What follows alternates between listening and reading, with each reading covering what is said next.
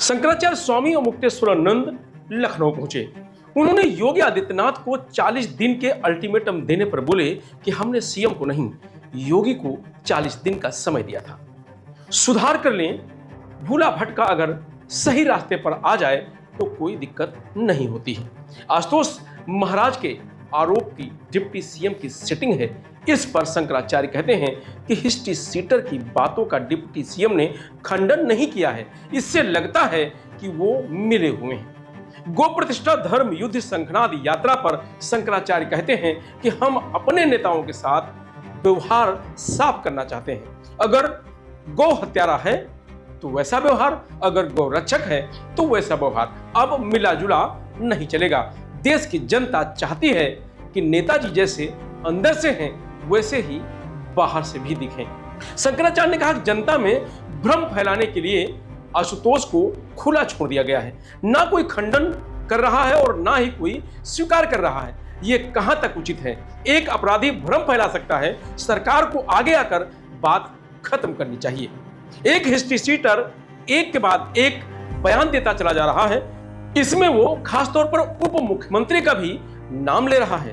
उप मुख्यमंत्री कोई कार्रवाई नहीं कर रहे हैं। या तो उन्हें कहना चाहिए कि हां हमारी ऐसी बात हुई है, तब हम खंडन करेंगे कि ऐसी कोई बात नहीं हुई है। अब अगर उप मुख्यमंत्री उसकी बात का खंडन नहीं कर रहे हैं तो इसका मतलब है कि वो जानबूझकर उससे बुलवाया जा रहा है। नहीं तो वो किसी व्यक्ति का नाम लेकर झूठ कैसे बोल सकता है? इसका मतलब है कि दोनों मिले हुए हैं।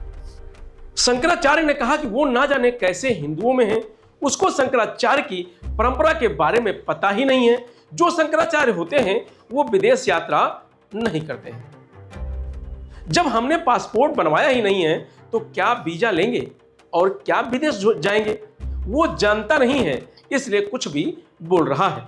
जब व्यक्ति नीचता पर आता है तो उसकी कोई लिमिट नहीं होती है, फिर वो कुछ भी कह सकता है। शंकराचार्य ने कहा कि ये 2 साल की बात भी कल्पित है। सच्चाई ये है कि जो कभी वहां नहीं गया, जिन तारीखों में उसने आरोप लगाए उसमें हम वहां नहीं थे, कहानी बनानी थी तो कुछ भी बना ली गई। कोर्ट ने इसके सारे प्रमाण लिए हैं। शंकराचार्य ने कहा कि किसी व्यक्ति से शत्रुता या मित्रता के लिए उससे परिचित होना चाहिए। उसके और आपके बीच किसी स्वार्थ का होना जरूरी होता है। यह व्यक्ति ना तो हमसे परिचित था और ना हमने कभी उसके साथ मिलकर कोई काम किया है। हमारा कोई लेना देना आशुतोष पांडे से नहीं रहा है। ऐसा व्यक्ति अगर लगातार आरोप लगाने लगता है तब 2 ही अनुमान होते हैं। पहला, उसके पीछे कोई और है, यह सिर्फ मोहरा है। दूसरा, प्रसिद्धि के लिए उसको मोहरा बनाया जा रहा है। इसकी सीढ़ी पर चढ़कर हम प्रसिद्ध हो जाएंगे। शंकराचार्य ने कहा कि हमने सीएम को कोई अल्टीमेटम नहीं दिया है, हमने योगी आदित्यनाथ को ही अल्टीमेटम दिया है। योगी आदित्यनाथ चूंकि भगवा कपड़ा पहनते हैं इसलिए हमारे धार्मिक क्षेत्र अधिकार में आते हैं। शंकराचार्य होने के नाते जितने भी संत महंत हैं वो सभी हमारे अंडर आते हैं। उनसे प्रश्न करना हमारा अधिकार है। इसलिए हमने पूछा कि तुम भगवा कपड़ा पहनकर मांस का व्यापार कैसे कर सकते हो? तुमने घर और माँ पिता छोड़ दिए तो सैलरी लेकर काम कैसे कर सकते हो? यही सब पूछा है। शंकराचार्य ने कहा कि पहली बात, माघ मेले से लड़ाई शुरू नहीं हुई। लड़ाई दोनों तरफ से लड़ी जाती है। यह तो एक तरफा हमला था। यह किसी व्यक्ति पर नहीं, सनातनियों के स्वाभिमान पर हमला था। इसलिए सनातनियों के सारे प्रतीक, चाहे वो सन्यासी हो, चाहे वो ब्रह्मचारी हो, चाहे शंकराचार्य की छतरी हो, चाहे वो बटकों की चोटी हो, इसका मतलब है कि सनातन के स्वाभिमान को समाप्त करने का प्रयास था। आज तक प्रयास जारी है। आज तक ये नहीं कहा गया कि कुछ गलती हुई है। आज तक उसी का समर्थन देकर अहंकार को दिखाया जा रहा है। जब हमारे ही वोट से बना शासन, उसमें भी खास तौर पर खुद को ही हिंदू कहने वाला शासन है, उसमें अगर बीफ एक्सपोर्ट बढ़ता चला गया, गाय कम होती चली जाए तो क्या कहेंगे? शंकराचार्य ने कहा कि मुख्यमंत्री का पद राजनीतिक है, शंकराचार्य का पद धार्मिक है। जब 15 अगस्त या 26 जनवरी का राष्ट्रीय पर्व मनाया जाता है तो उसमें देश की जनता भाग लेती है। वहां राष्ट्रपति, प्रधानमंत्री, मुख्यमंत्री आते हैं। क्या वो आम जनता की तरह आते हैं?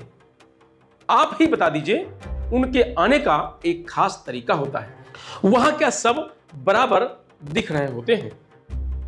जब आपके राष्ट्र धर्म में एक जैसी व्यवस्था नहीं है, तो माघ मेला जो एक धार्मिक आयोजन है, उसमें शंकराचार्य का प्रोटोकॉल क्यों नहीं होना चाहिए? अगर ऐसा नहीं है तो प्रधानमंत्री और मुख्यमंत्री भी जनता के साथ घुल मिलकर आना जाना शुरू करें। तो नहीं करेंगे, हमारे लिए इस तरह के तर्क गढ़ देंगे। शंकराचार्य ने कहा कि यह कोई ऐसा कार्यक्रम नहीं है जिसमें कोई अतिथि हो। यह गौ माता की रक्षा के लिए जो धर्म युद्ध शुरू हुआ है, उसका संगनाद है। जो भी गौ माता के लिए भक्ति भावना रखता होगा, वो आकर यहां खड़ा होगा और शंख बजाएगा। क्या हो रहा है कि 78 साल से हर पार्टी, हर नेता कहता है कि हम गौ भक्त हैं, बिल्कुल गौ रक्षा करेंगे। उसके बाद भी कुछ होता नहीं है। एक तरफ गाय की पूजा करते हुए तस्वीरें देते हैं, दूसरी तरफ डेटा आता है कि कितना बीफ एक्सपोर्ट किया गया है।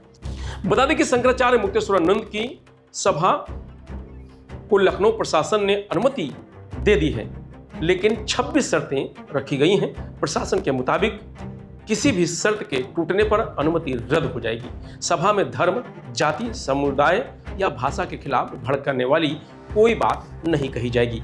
कोविड के नियमों का पूरा पालन करना होगा। किसी भी अप्रिय घटना की जिम्मेदारी आयोजकों की होगी। बता दें कि 7 मार्च से काशी से शुरू हुई शंकराचार्य की गौ प्रतिष्ठा धर्म युद्ध सभा 10 मार्च देर रात शंकराचार्य मुक्तेश्वरानंद लखनऊ पहुंचे। 11 मार्च को वे लखनऊ में धर्म सभा करेंगे। इसमें सरकार से गाय को राष्ट्रमाता घोषित करने की मांग करेंगे। फिलहाल इस खबर में इतना ही। आप देखते रहिए लोकमत हिंदी।